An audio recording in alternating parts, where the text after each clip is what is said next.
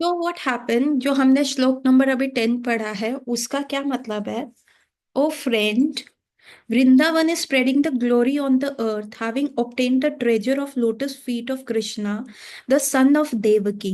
The peacock dance madly when they hear Govinda's flute, and when other creatures see them from the hilltop, they all become stunned. तो यहाँ पे ये वाला जो श्लोक है ये श्रीमती ललिता सखी बोल रही हैं। और ललिता सखी कह रही हैं, अरे राधे, आप क्यों ऐसे फ्लूट के बारे में बोल रही हैं? अब परम सौभाग्य तो आपका है ना। राधा रानी क्या बोल रही है, आप छोड़ो ये फ्लूट को, आप क्यों ऐसा किडनैप करने का प्लान वगैरह बना रही हैं? क्यों? क्योंकि देखिए, नॉट इवन दिस फ्लूट, सिर्फ ये फ्लूट नहीं, परंतु पूरा वृंदावन ग्लोरियस हो चुका है। क्यों? कृष्ण की प्रेजेंस की वजह से। और सिंस आप कह रहे हैं कृष्ण आपके, आपने जैसे दामोदर उनको बोला, तो सबसे बड़ा सौभाग्य तो श्रीमती राधा रानी आपका है। ये फ्लूट तो को करने दो जो वो कर रही है, जो वो करना चाह रही है, let her do whatever she wants to do. लेकिन सबसे बड़ा जो सौभाग्य है श्रीमती राधा रानी, वो आपका है, क्योंकि कृष्ण आपके हैं। और कृष्ण के आने से सिर्फ ये फ्लूट का ही किस्मत नहीं जागी, परंतु पूरा वृंदावन जो है वो पूरा ग्लोरियस हो चुका है ना। यहाँ पे जो शब्द है वृंदावन, इसका how many types of Vrindavan are there, कोई बताएगा? कितने प्रकार के वृंदावन है? 3 टाइप के वृंदावन है। They are 3 types of Vrindavan. ठीक है, ये बहुत इंपॉर्टेंट है लिखने के लिए। हम कई बार यहाँ बैठे होते हैं और हम सोचते हैं हम वृंदावन नहीं जा सकते या हम वृंदावन से दूर रह रहे हैं। तो हमें ये पता होना चाहिए कि वृंदावन है तो है क्या। दे ये 3 प्रकार के वृंदावन है। एक तो शाश्वत वृंदावन है, गोलोक वृंदावन, तो स्पिरिचुअल स्काई में है, द स्पिरिचुअल प्लैनेट जहाँ पे भगवान रहते हैं। ठीक है, वो तो शाश्वत वृंदावन है। एक प्रकट वृंदावन है, दूसरा कौन सा? प्रकट वृंदावन। और तीसरा क्या है? अप्रकट वृंदावन। सो प्रकट वृंदावन क्या होता है? जब भगवान इस धरा धाम पे आते हैं तो वो सिर्फ अकेले नहीं आते, पूरा अपना धाम यहाँ आके प्रस्तुत करते हैं। तभी कहा जाता है भगवान कृष्ण जो है एक पग भी बाहर वृंदावन से नहीं निकालते। एक पग भी उनका वृंदावन से बाहर नहीं जाता। सो एक है शाश्वत वृंदावन जहां भगवान की शाश्वत नहीं, प्रकट है, प्रकार नहीं है, प्रकट है। और भौम वृंदावन नहीं, भगवान किसी भी प्लानट में प्रस्तुत कर सकते हैं ना, प्रकट करते हैं। It is again, yes we can say it is a Bhauma Vrindavan जो हम जाके देखते हैं। लेकिन उसमें क्या डिस्टिंक्शन है कि जब वहां पे इवन भौम वृंदावन में भी जो है that is a replica of what it is in the real. And उसमें भी भगवान की लीलाएं चल रही हैं, डिफरेंट प्लानेटरी में भगवान की लीला चल रही है, परंतु हमें नहीं दिख रही। प्रकट वृंदावन हमारे समक्ष जैसा है वो वैसा नहीं है जैसे भगवान के समय पे था, है ना। भगवान के समय पे वहां पे निकुंज थे, लोटसेस खिलते थे जमुना जी में। सुबह पिंक लोटस होते थे, शाम को ब्लू लोटस होते थे, इंदिवर होते थे, है ना। और कोई भी कंकड़ नहीं होता था, सिर्फ बिल्कुल मक्खन की तरह पतली ये रेत होती थी, बहुत स्मूथ रेत होती थी। निकुंज होते थे, पक्षी होते थे, कोई भी वाइल्ड एनिमल जो था वो वृंदावन में उसका एंट्री था ही नहीं। किसी भी प्रकार के वाइल्ड एनिमल का वृंदावन में एंट्री नहीं था, या वाइल्ड एनिमल थे भी तो वो बस सिर्फ लीला में आने के लिए होते थे। उनमें कोई एनवी नहीं थी, वो एक दूसरे को मारते नहीं थे, खाते नहीं थे, सिर्फ लीला में आने के लिए होता था। जैसे सर्प भी होते थे, वो ऐसा होता था कि श्रीमती राधा रानी को डराया और वो पीछे जाके कृष्ण के पीछे दुपक गई, तो उनका जो जो डिस्टेंस था उसको कम करने के लिए। सो ऐसा। सो एक है शाश्वत वृंदावन, एक है प्रकट वृंदावन जो ठाकुर जी लेके आए हैं यहाँ पे, जो उस समय कुछ और था और अभी क्या है, एकदम डिफरेंट है। इट हैज बिन अर्बनाइज, हमें रमन रेती अलग बन गया है, परिक्रमा मार्ग अलग हो गया है ना। और कितनी बार हमने सुना है कि जो वहां पे साधु संत वगैरह वहां पे रहते हैं, वो साधु संत जो वृंदावन देख रहे हैं वो हम नहीं देख पाते, उनकी दृष्टि वैसी हो जाती है। तो जैसे मैंने एक एग्जाम्पल दिया था एक बाबा जी का, जो कि वृंदावन की गलियों में रहते थे, लेकिन वो चलते थे तो वो गिर जाते थे, कभी कहीं ठोकर खा लेते थे, सामने से आता हुआ ई रिक्शा भी उनको गिरा देता था। तो सबने कहा बाबा जाओ आप अपनी आंख का इलाज करा लो। आंख दिखाने गए तो डॉक्टरों ने कहा नहीं, इनका विजन तो एकदम परफेक्ट है, ना इनको कैटरैक्ट है, ना इनको मोतिया है, ना काला मोतिया ना सफेद मोतिया। नहीं, देवरा बाबा की बात नहीं है, देवरा बाबा को भी प्रकट वृंदावन दिखता था, लेकिन ये किसी और बाबा की बात है ना। तो वो ऐसे जा रहे थे, तो उनका एक शिष्य कहता है बाबा क्या करे, चलो दिल्ली चलते हैं, वहां अच्छे डॉक्टर को दिखा देते हैं, यहाँ के डॉक्टर तो पकड़ सॉरी यहाँ के डॉक्टर तो पकड़ नहीं पा रहे, आपको क्या दिक्कत है। तो उन्होंने कहा नहीं, कहीं जाने पे कोई इलाज नहीं होगा। एंड फाइनली उन बाबा ने बहुत हम्बली होके इस राज से पर्दा उठाया। उन्होंने कहा एक्चुअली क्या है, आपको जो वृंदावन दिख रहा है ना वो मुझे नहीं दिखता, मेरे को वैसा दिखता है जैसे शाश्वत वृंदावन होता है, ये निकुंज है, ये फूल है, यहाँ नदी है। तो वो मेरी आंखों के समक्ष होता है और मैं वैसे ही चल रहा होता हूँ, तो इसलिए मैं कभी नाली में गिर जाता हूँ, कभी गटर में गिर जाता हूँ, कभी ऐसा हो जाता है। लेकिन जो है मेरे को दूसरा दिख रहा है। तो हमें जो दिखता है वो एक्चुअल वृंदावन नहीं है, हम जो जाते हैं वो नहीं है। अभी तीसरा क्या वृंदावन है, वो है अप्रकट वृंदावन। इसका उल्लेख आता है चैतन्य चरितामृत में। अभी हम क्या कर रहे हैं, अभी हमने शुरू में क्या पढ़ा, वृंदावन का क्लाइमेट, हमने वृंदावन का ज्योग्राफी। सो ये जो वृंदावन होता है, एक जो प्रकट वृंदावन है वो आंखों से देख रहे हैं, लेकिन हम एक्चुअल वो क्या है वो नहीं देख पा रहे। लेकिन जो ये अप्रकट वृंदावन है, ये हम कहाँ से देखते हैं, ये हम कानों से देखते हैं, कर्ण इंद्री से देखते हैं। जब हम वृंदावन के बारे में सुनते हैं, तो देखिए हमारे जो वो वृंदावन हमारी आंखों के समक्ष प्रकट होना, वो अप्रकट वृंदावन हमारी आंखों के समक्ष प्रकट हो जाता है। और हम उसको कहीं पे भी लैंडमार्क नहीं कर सकते, अरे ये तो यहाँ है, अरे ये तो वहां है। अभी ये श्रीमद् भागवतम पूरा ही तो ये डिस्क्राइब कर रहा है। इनिशियली हमने क्लाइमेट्स ऑफ वृंदावन पढ़े कि बसंत कैसे आता है, ऑटम कैसे आता है ना। और जब कृष्ण उस वृंदावन में जाते हैं तो हर क्लाइमेट मैनिफेस्ट हो जाता है, हर क्लाइमेट के फ्लावर्स मैनिफेस्ट हो जाते हैं। अभी अब यहाँ पे भौम वृंदावन में जाके देखो, क्या ऐसा दिखेगा आपको? ऐसे कोई सेवा कुंज चले जाओ या निधि वन चले जाओ, ये सब कुछ दिखेगा आपको? सॉरी, आपको ये सब वहां पे बिल्कुल भी नहीं दिखने वाला। So the aprakat Vrindavan is the Vrindavan where, aprakat Vrindavan which we see through our years, उसके बारे में सुन सुन के हम देख रहे हैं। अभी हम यहाँ पे भगवान, क्या हमने भगवान को रियल में देखा है? लेकिन ये लीलाएं सुन सुन के क्या हो रहा है, वो अप्रकट भगवान हमारी कर्ण इंद्री में प्रकट हो रहे हैं, हमारे हृदय में प्रकट हो रहे हैं। तो यदि आपको लगता है कि अरे हम कार्तिक में वृंदावन नहीं गए, अरे हम वृंदावन नहीं जा सकते, ये लीलाएं सुन के, वृंदावन के बारे में सुन के, वृंदावन की महिमा के बारे में सुन के, वो अप्रकट वृंदावन आपके हृदय में प्रकाशित हो जाएगा, और वो वृंदावन ही है। ये तीनों Vrindavan are the potent Vrindavan that can give you bhakti, that can that can lead to the progress of you in the line of bhakti. Getting my point? So यहाँ पे ललिता सखी कह रही है, अरे सखी तुम ऐसी बातें क्यों कर रही हो? अरे केवल वेणु ही नहीं, ये पूरा पूरा वृंदावन ग्लोरियस हो गया है। क्यों? क्योंकि कृष्णा कौन है, वो लक्ष्मीपति हैं। और जहां पति आएगा वहां पत्नी तो पीछे पीछे चलेगी ना। तो कृष्ण तो यहाँ पे आ गए हैं, तो लक्ष्मी देवी भी यहाँ पे आई है। देखो तुम गोवर्धन को देखो, तुम कितने भी पशु पक्षी हैं उनको देखो, तुम ये ब्रज ब्रज को पूरा देखो, हमारा गोधन देखो, हमारा ये गोवर्धन के ऊपर कितना घास और कितना औषधि, कितना पेड़ वगैरह उग गया है, इसको देखो, यही तो हमारे गोप लोगों की संपत्ति है। तो यहाँ पे आप देखेंगे वृंदावन सखी भुवो वित नोति कृतिम, देखो देखो कितना ग्लोरियस है ये अर्थ पे। हाँ, ये बिल्कुल ये अर्थ के ऊपर एकदम बिंदी के समान है, एकदम जो तिलक है अर्थ का, ये वृंदावन है। हाँ। और ये क्या है, आप इस पे क्या हुआ है यहाँ पे, अर्थ ने कहा था कि ठाकुर जी प्लीज आप मेरा उद्धार कीजिए, मेरे ऊपर बहुत लोड बढ़ रहा है, हेल्प कीजिए। तो यहाँ देखो भगवान के चरण लगते हैं।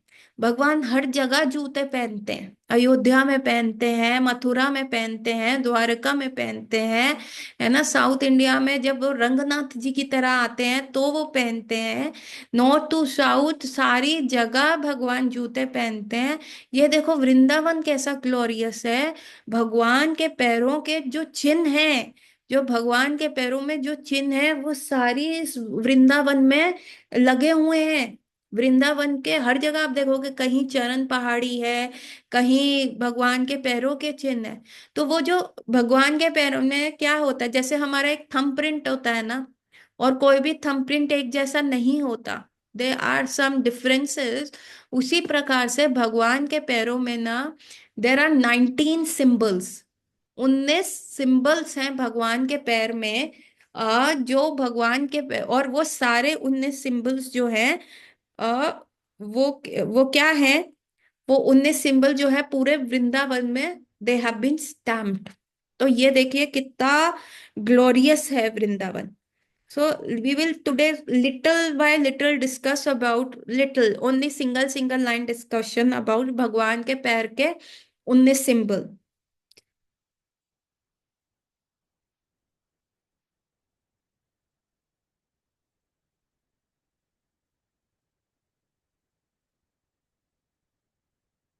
अगर आप देखें, एक second, let me take it out. भी हम भगवान के राइट फीट के पैर के सिंबल्स के बारे में डिस्कस करेंगे। और ये सारे जो सिंबल्स है, जो चिन्ह है, ये पूरे वृंदावन में स्टैम्प होते हैं। इवन जब अक्रूर भी आए थे, मथुरा से आए थे, जब उन्होंने एंड सी जो भी भगवान जहां जहां भी पैर रखते हैं, तो क्या होता है कि वहां के ऊपर उस चिन्ह के ऊपर, सबको पता है ये भगवान का स्टैम्प है, ये पैर का निशान है, उसके ऊपर कोई भी पैर नहीं रखता। तो इसीलिए पूरा वृंदावन जो है ब्यूटीफाई है, सुशोभित है। इट इज लाइक वृंदावन का जो अर्थ है उसका मेकअप किया गया है भगवान के सिंबल्स का। और सिंस उसके ऊपर कोई भी पैर नहीं रखता, इवन वहां के पशु, इवन द गाय, उस चिन्ह के ऊपर, ठाकुर जी के चरण चिन्ह के ऊपर कभी भी पैर नहीं रखते। तो वो हमेशा सुशोभित रहता है। इसीलिए वृंदावन बहुत ग्लोरियस है। और आप देखेंगे, कृष्ण ने मना कर दिया था यशोदा मैया को कि मैं जूते नहीं पहनूंगा, जब तक मेरी 9 लाख गाय के पैर में जूते नहीं होंगे मैं जूते नहीं पहनूंगा। तो यशोदा मैया ने कहा, अरे कृष्ण देखो, उनको ऑलरेडी हुड मिला हुआ है, उनके पैर में देखो ऑलरेडी, उनका पैर सख्त होता है, उनका हूफ होता है, तो तुम क्यों पहनना चाहते हो, उनको नेचुरल शूज मिले हुए हैं। तो तब भी कृष्ण का, अरे मैया गौ माता है, ये हमारा गोधन है, इससे हमारी जीविका चलती है, गौ माता है ये। तो हाँ, अगर इनके पैर में नहीं है तो मैं नहीं पहनूंगा। तो मैया ने कहा ठीक है बेटा तू जा। एंड व्हेन ऑल द गैया न्यू कि भगवान उनकी वजह से पैर में जूते नहीं पहन रहे, तो ओवरनाइट क्या करती है, सारी गैया जाके वृंदावन में जितने भी पत्थर होते हैं मोटे मोटे, उनको चूरा चूरा कर देती हैं। और पूरा जो ये रज बना है, ये जो गौ माता है, ये सारे जाके जो भी वन पशु है और गौ माता है, वो पूरे वृंदावन की रज को एकदम बारीक पीस देती है कि ठाकुर जी के पैर में कोई भी कांटा ना चुभे। अभी ये भगवान के जो चरण चिन्ह है वो कैसे है और उनका क्या क्या मीनिंग है। तो राइट फीट में आप देखेंगे जौ है, एक क्या है, जौ का दाना बना हुआ है। और जौ का दाना क्या सिग्निफाई करता है, एक बीज के रूप में सिग्निफाई करता है। जौ का दाना क्या है, एक बीज के रूप में है। कि जिस प्रकार से एक बीज से क्या होता है, एक पूरा पौधा आ सकता है, और एक बीज अगर वो प्रफुल्लित ना हो तो वो पौधा ना बन सकता है। तो ये दिखाता है कि प्रभु जो हमारे काउंटलेस बर्थ का जर्नी है, बर्थ और डेथ का जर्नी है, वो एकदम टाइनी है, एकदम इस बीज के समान है, जो कि बड़ा हो जाएगा तो हाँ बहुत बड़ा हमारा बर्थ एंड डेथ का साइकिल चलेगा, है ना। लेकिन वो आपके समक्ष क्या है, एक छोटे से बीज के समान है। हम्म? और और आपको है ना। अभी क्या है, हम इतने समय से वो बर्थ डेथ में जा रहे हैं, और हमें ये नहीं पता था कि हम आपके समक्ष इतना छोटे हैं। अभी हमें पता चला है कि हमारी जो औकात है वो इतनी छोटी है। कृपया करके जो है हमारी स्पिरिचुअल जर्नी को इससे फीड कीजिए, इससे नॉरिश कीजिए। बारले का देखिए दो मीनिंग है। एक तो वो दिखाता है कौन, कि उससे बड़ा वृक्ष तो बन सकता है, लेकिन भगवान के समक्ष क्या है, भगवान के पैर में है। तो इसका मतलब क्या हुआ कि हमारा जो बर्थ और 84 लाख योनिया या जितने भी ह्यूमन बर्थ्स या कुछ भी मिला है, वो भगवान के समक्ष क्या है, बहुत छोटे हैं। दूसरा, जौ क्या काम करता है, जौ का आटा बनाया जाता है, जौ की रोटी बनाई जाती है, और ऐसी चीज से क्या मिलता है, नॉरिशमेंट मिलता है। तो ठाकुर जी को ये भी कहा जा रहा है कि आप इस जो जौ है, जो आप मतलब ये जौ है, उससे हमारा स्पिरिचुअल नरिशमेंट कीजिए। हमारे अंदर जो स्पिरिचुअलिटी है, जो हमारे अंदर भक्ति है, वो बढ़े। हमें ऐसा फीड कीजिए। अब जौ रूपी मतलब एक डाइटरी प्रोडक्ट को दिखाया जा रहा है कि आप इसको दीजिए, ताकि हमारा, आप कृपा दीजिए जिससे हमारी भक्ति बढ़े। So getting my point everyone? क्या मैं समझा पा रही हूँ? यस और नो? थोड़ा सा टेक्निकल है। Do you want me to repeat? Please type yes और नो इन द चैट। समझ आ रहा है सबको? ठीक है। दूसरा, दूसरा उसमें क्या है, चक्र बना हुआ है। हाँ, चक्र क्या मार्क रिप्रेजेंट करता है, कि जो हमारे अनर्थ हैं, लस्ट, एंगर, ग्रीड और जितने भी हैं, उनको ये चक्र जो है, भगवान का चक्र है, उनको डिस्ट्रॉय कर दे। जब सुदर्शन चलता है तो it has lot of illumination, it has so much of the power. और जैसे चक्र क्या होता है, सुदर्शन चक्र क्या करता है, संहार करता है। तो हमारे हृदय में जितने भी अनर्थ हैं, जितने भी अनर्थ हैं, जैसे काम, क्रोध, लोभ के रूप में, तो ये भगवान का सुदर्शन चक्र जो है, इन सब का जो है वो नाश करते, इसीलिए हम ये चक्र देखते हैं। अब आप देखेंगे ऊर्ध्व रेखा। हम्म एक ऊर्ध्व रेखा है, upward curving line. It shows, ये ऊर्ध्व रेखा क्या है, it shows us the path to go to the spiritual world, है ना। And once when we hold this rekha, once when we hold this urdhva rekha, तो ये भगवान का हमारा श्योरेंस है कि ये रस्सी पकड़ के हम भगवान के धाम पहुंच जाएंगे। सो जो ये हम चिन्ह डिस्कस कर रहे हैं, हम थोड़ा सा फास्ट कर रहे हैं, नहीं तो it is the whole class in itself. One one chinh is the whole class in itself, है ना। और ये जो भगवान का मतलब, भगवान ने एक ऊर्ध्व रेखा के फॉर्म में एक रस्सी दी है कि आप इसको पकड़ के ले जाइए। आपको पता है there four Vaishnava sampradaya. This material world is called the andhakupa. Andhakupa, dukhalaya shashvat. अंधकूपा का मतलब होता है एक डार्क वेल, एक अंधा कुआं, जिसमें हम लोग गिरे हुए हैं। और अब हम चिल्ला रहे हैं कि हमें इस कुएं से बाहर निकालिए, हमें इस कुएं से बाहर निकालिए। और हमारे पास सिर्फ एक वैष्णव संप्रदाय की सिर्फ चार प्रामाणिक वैष्णव संप्रदाय हैं, जिनकी रस्सियां हमारे समक्ष हैं। एक है कुमार संप्रदाय, उसको निम्बार्की संप्रदाय भी कहते हैं। एक है रुद्र संप्रदाय, उसको शिवजी का संप्रदाय है, जिसको पुष्टि मार्ग भी कहते हैं। तीसरा है श्री संप्रदाय, जो लक्ष्मी का करते हैं, लक्ष्मी जी का संप्रदाय है, उसको श्री संप्रदाय कहते हैं। और एक है हमारा ब्रह्मा मध्वा गौड़िया संप्रदाय, या ब्रह्म संप्रदाय, जिसमें मध्वाचार्य भी आए और चैतन्य महाप्रभु भी आए।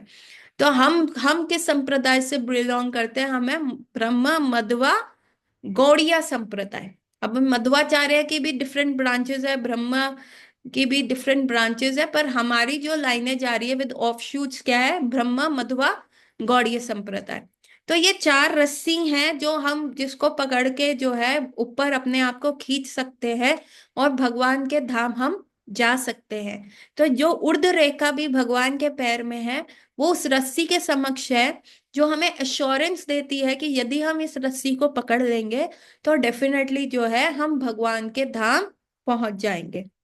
Then there is a lotus in Krishna's right feet, और ये डिपिक्ट करता है प्योरिटी, है ना, इनर ग्रोथ, इल्यूमिनेशन।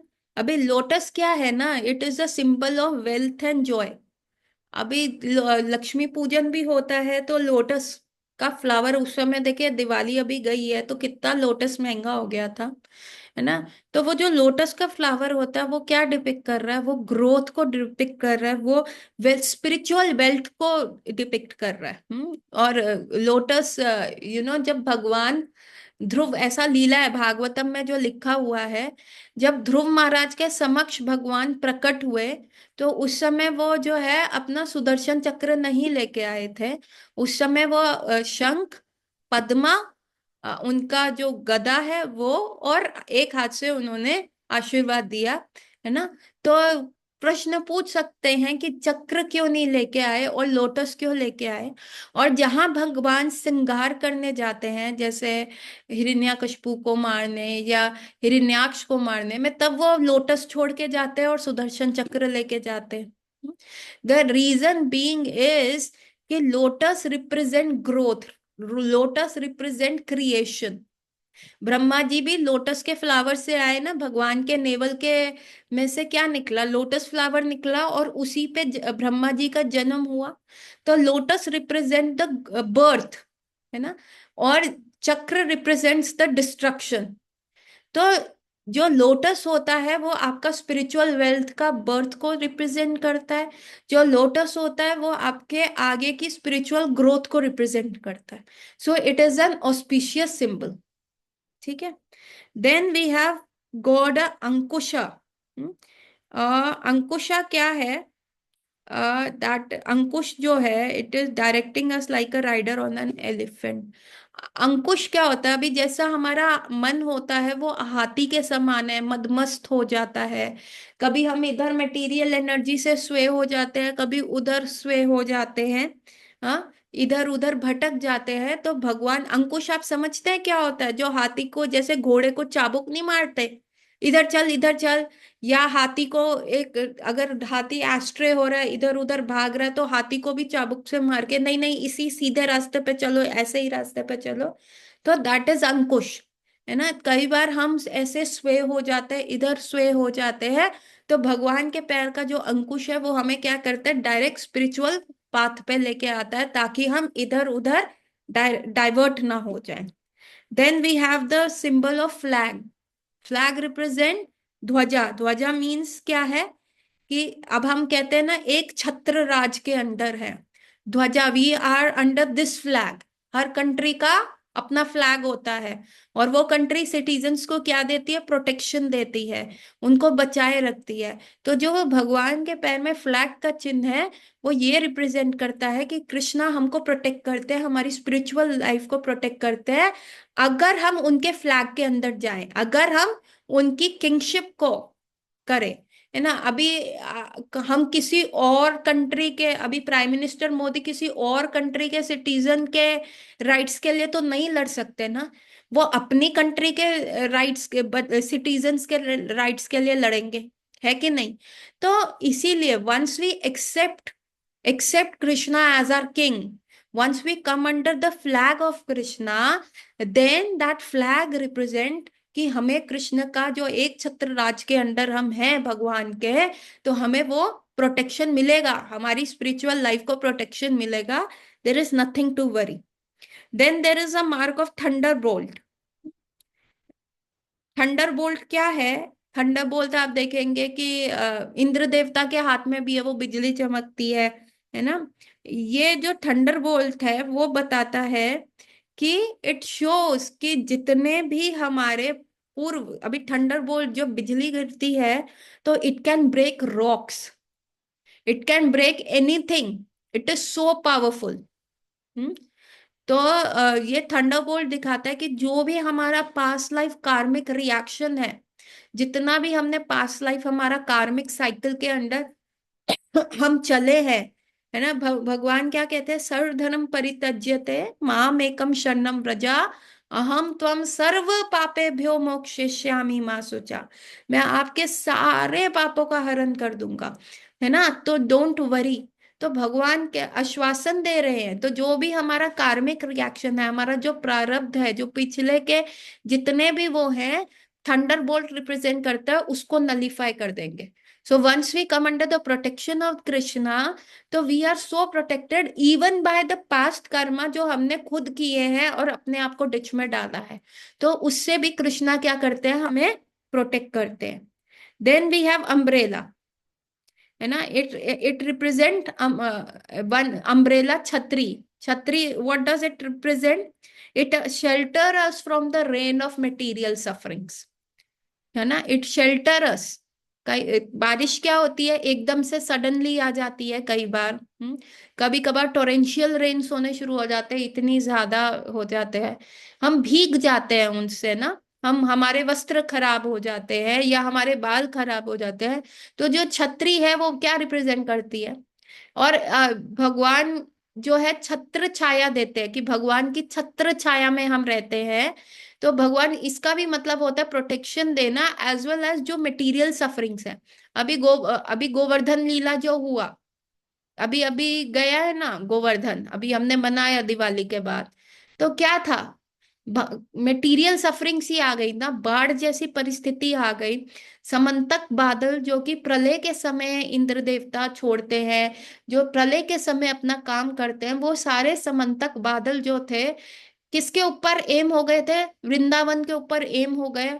और वो ऐसे बारिश की तरह गिर रहे हैं, और सारे घर बहे जा रहे हैं, जो जहां पे गायें रखी जाती हैं, वो सब खराब हो गया, फसल खराब हो गई, सब इतना हो गया. तो सब गए भगवान के पास कि भगवान कृष्ण, तुमने हमें कहा था गोवर्धन में आओ. और भगवान ने गोवर्धन को अपनी निन्नी उंगली पे, चिन्नी उंगली के नाखून के ऊपर, लेफ्ट हैंड की सबसे छोटी उंगली के नाखून के अग्रभाग पे, सबसे सबसे टिप ऑफ द नेल पे पूरे गोवर्धन को उठा लिया. तो that was the first umbrella. So that was the design, that was a, it was a blueprint of the first umbrella. भगवान बन गए डंडी, और ऊपर गोवर्धन पूरा छाता बन के लग गया. और जो वो मटेरियल सफरिंग थी, जो वो पानी की तरह आ रही थी, तो उसको सारे ब्रजवासियों को क्या भगवान ने बचाया. So the protection. और ये छत्र छाया कब मिलेगी? When you cultivate the mood of being a Brajvasi. When you just come under the kingship, when you start to stay in Vrindavan. अभी वृंदावन में रहना इज नॉट ऑलवेज कि फिजिकल लेवल पे वृंदावन में रहो. ब्रजवासियों की रक्षा भगवान करते हैं. और जैसे कि हमने शुरू की क्लास में डिस्कस किया, they are 3 kinds of Vrindavan. अभी आप कैसे वृंदावन में रह रहे हैं? सबसे अच्छा है कि अगर अप्रकट वृंदावन में आपका वास होना शुरू हो जाए, even if you are so geographically kilometres kilometres away from Vrindavan, और अप्रकट वृंदावन के बारे में सुन सुन के वो आपके आंखों के समक्ष, आपके हृदय में प्रकट हो जाए, and you start living in that Vrindavan, तो definitely Krishna will give you his chhatra chhaya. You just sign in to become a Brajwasi. Getting my point? So that is the symbol umbrella. Then there is Antakona. Antakona is an octagon that represent again protection from all direction. आप देखेंगे अंतकोना या octagon जैसे बनता है, वो 8 से 8 sides को represent करता है. और that is again from all direction. आदि बौद्धिक, आदि दैविक, आध्यात्मिक, हर प्रकार के जितने भी कलेश है, आपको भगवान एकदम सिक्योर कर देते. So more or less, these symbol represent a spiritual growth. These symbol represent the protection. So even when you sign into for a spiritual life, तो आपको ज्यादा चिंता नहीं करना कि खाने का क्या होगा, पहनने का क्या होगा, धन कमाने का क्या होगा. Krishna will take care. Krishna is the father, he will take care. Chaitanya Mahaprabhu यही तो कहते थे, अरे ये तो जो व्यक्ति है ना, ये कितना मूर्ख है, ये मुझसे क्या मांग रहा है. ये क्या मांग रहा है? अपने शरीर के लिए मटेरियल डिजायर्स मांग रहा है. कहीं वो भी नहीं बच सकते तो हम, किसने कहा? भगवान ने कहा कि कार्मिक साइकिल में वो, ये please do not quote the lines from any programme और serials. Bhagwan is always above the karmic cycle. किसने कहा? कौन सा कर्मा भगवान को लगा? कौन सा कार्मिक साइकिल में भगवान फंसे? कार्मिक साइकिल वाले व्यक्तियों को चॉइस नहीं होती, they are condition soul. Bhagwan is transcendental to all these things. भगवान जो आते हैं अपने पेरेंट्स खुद चुन के आते हैं। I will go and be born in with from Yashoda, I will go and be born from Devaki. अभी हम लोगों को ऐसा चॉइस था क्या? ब्रह्मा जी ने पूछा बताओ चूज। वो श्राप मिला था दुर्योधन की मम्मी से। अरे तो वो तो भगवान ने लीला करा ना। श्राप, श्राप वो जब भगवान कह रहे सर्वधर्म परित्यज्यते माम एकम शरणम व्रजा अहम त्वम सर्व पापेभ्यो मोक्षयिष्यामि मा शुचा। दुर्योधन की मदर से श्राप लिया, भगवान ने ले लिया कि ठीक है, एज अ भक्त गंधारी को एज अ भक्त समझ के कि तुम दे रही हो तो मैं ले लेता हूँ, कोई बात नहीं, कोई दिक्कत नहीं है। वो तो भगवान स्वच्छंद है, क्योंकि ये लीला थी। उन्होंने गांधारी को, he was the one who provoked Gandhari to give that shraap. Why? Because he wanted to, अगर आप भागवतम पढ़े तो उसमें प्रॉपर लिखा हुआ है कि भगवान को पता था कि ही is a Yadava and he has created a big dynasty Dwarka में। And once he goes away from Dwarka, once he goes away, जब उनका लीला, यहाँ पे भौम लीला समाप्त करके अपने शाश्वत धाम जाने का समय आ गया, तो उनको पता था ये सारे जो यादव है, ये अपने आप को, इनमें बहुत बल है, because they were born from Krishna. कहीं अभी कृष्णा की 16,108 वाइफ्स में से every wife had 10 sons and one daughter. तो आप सोचिए उनका लाइनेज कितना बड़ा है, and every son was as beautiful and as powerful like Krishna. तो उनको लगा कि मेरे जाने के बाद पावर इंटॉक्सिकेट ना कर दे, कलयुग आ रहा है, कलयुग आ रहा है, इनको पावर इंटॉक्सिकेट ना कर दे, एंड यही जो है पावर ब्लाइंड होके ये संसार का विनाश ना कर दे। देयरफॉर कृष्ण ने ये लीला करा कि okay Gandhari give this a shraap. So how can Krishna be into a karmic cycle? He is choosing everything. वो एक तीर से 100 निशान वो करते हैं। He is transcendental. भगवान का बॉडी, ये जो तुमने बात करा ना, ये एथिस्ट वाला बात करा तुमने, ये बिल्कुल मायावादी वाला बात किया है। तो भगवान ऐसे नहीं है, भगवान चूजेस। भगवान ना लेना चाहे ना ले श्राप, लेना चाहे तो ले ले श्राप। इवन वृंदावन में कोई श्राप नहीं लगता। गोवर्धन को भी पुलत्स्य मुनि का श्राप था ना कि तुम्हें कण कण करके कण। So don't see such videos and reels, they these are not authentic way where we can get our spiritual cultivation. So Govardhan को भी बोला था कि तिल तिल करके तुम जाओगे, पुलत्स्य मुनि ने। तो क्या गोवर्धन उसकी वजह से, जैसे गोवर्धन इतना बड़ा था, इतना बड़ा था कि सूर्य जब निकलता था तो सूर्य देव के जो घोड़े होते थे ना, गोवर्धन की जो शिखा होती थी, उनके जो पीक्स होते थे उस पे घास खाते थे। सो गोवर्धन इतना बड़ा था कि वो सूर्य देव जहां से निकल रहे हैं, जब व्हेन द सन राइजेस, और जो वो अपने घोड़ों पे चलते थे, तो वो घोड़े उसके गोवर्धन के ऊपर चलते हुए जाते थे, एंड वो जो उनकी पीक्स थी उसकी ग्रास खाते थे। So that was Govardhan. But क्या वो श्राप लगा? नो, राधा कृष्ण चले गए, and therefore missing them, Govardhan जो है बैठ गए। गोवर्धन, जब कोई दुख होता है हम बैठ जाते हैं ना, जैसे गोवर्धन बैठ गए, उनके विरह में वो धरती के अंदर दुख में समाये जा रहे। Okay, this is a big thing, but we don't have 1 minute, less than a minute. We will discuss later. जो भी मैसेज जिसने भी भेजा है, please type it in the group and I will read it. I किसने भेजा मेरे को ये भी नहीं पता। So we will meet tomorrow with the further discussion. Hare Krishna.